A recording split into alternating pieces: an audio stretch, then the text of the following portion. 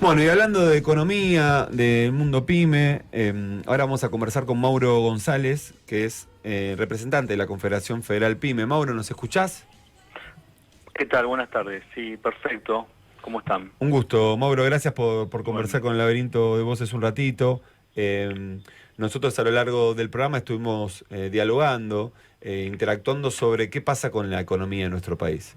Y muchas veces caemos en analistas, en sociólogos o en representantes más generales de la situación, pero queremos un poco conocer la situación de la actividad más en concreto, con las voces que la representan. Así que ahí vos sos uno de los actores y te quiero preguntar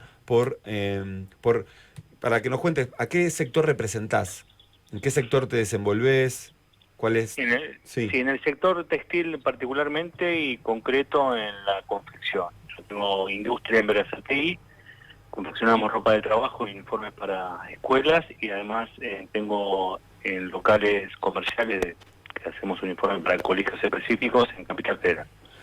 Las Bien, dos actividades sí. diferentes, la industria y el comercio. El comercio se está sosteniendo a los ponchazos y la industria está destruida.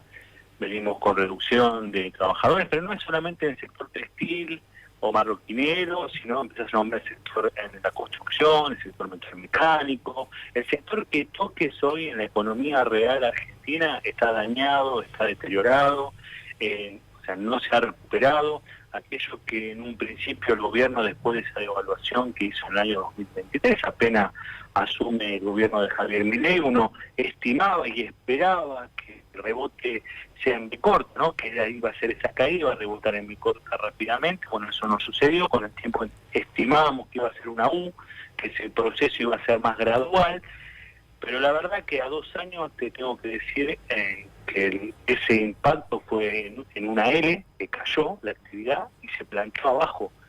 Y esto con la consecuencia de cierre de empresas, de despido, de suspensiones, bueno, esto claramente se ve reflejado en el deterioro del poder adquisitivo del trabajador. O sea, las pequeñas y medianas empresas vivimos del mercado interno, un mercado interno que no se reactiva, un mercado interno que no genera empleo y poco probable que se dinamice. Y además, con políticas que vinieron a destruir a la industria nacional.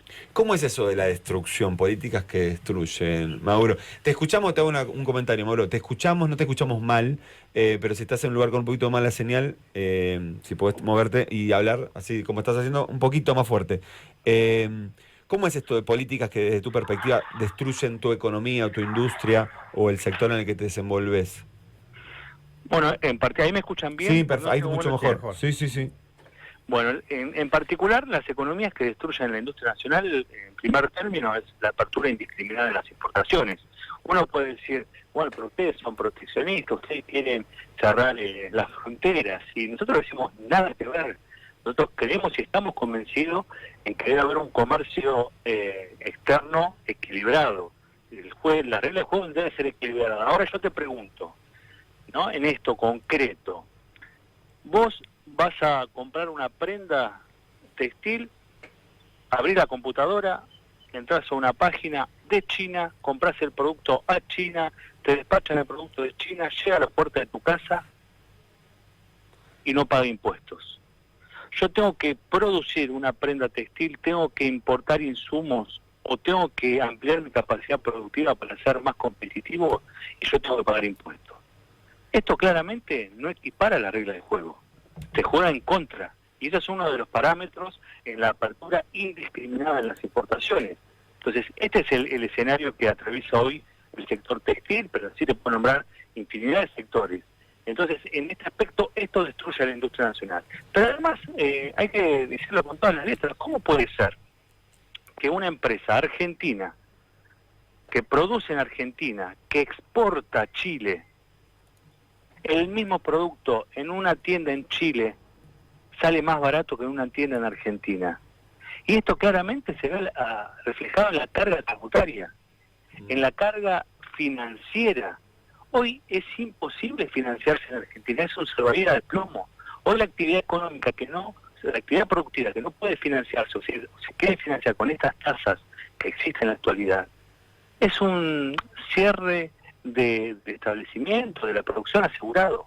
Entonces, digamos, hoy cuando vienen con estas planteo, ¿no? Vamos a salvar a la producción, vamos a reactivar la economía, ¿con qué? Con una reforma laboral, con una reforma tributaria, ¿pero para qué?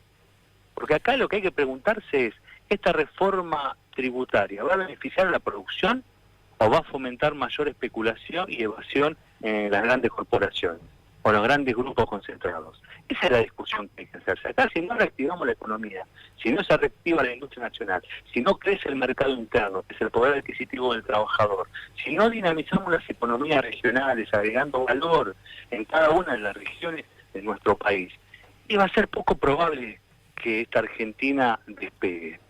Vamos a seguir atravesando esta L profunda que lo único que hace cada vez es tirar a la marginalidad y generar mayor pobreza en la mayor cantidad de habitantes argentinos.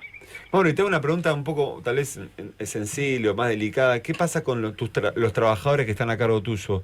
Digamos, porque imagino que salarialmente, condiciones, no sé, de transporte, repercuten un montón de cosas. ¿Qué onda eso?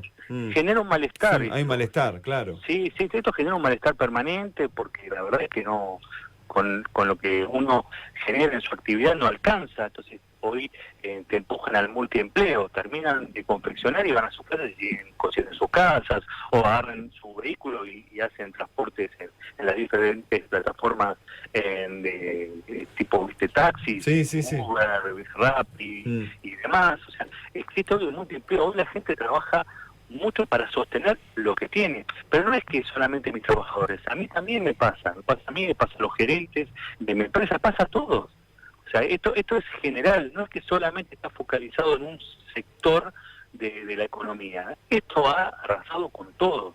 Entonces hoy lo que uno pretende y estima y quiere es que esto se reactive. No hay salida de esta crisis si no es con trabajo argentino.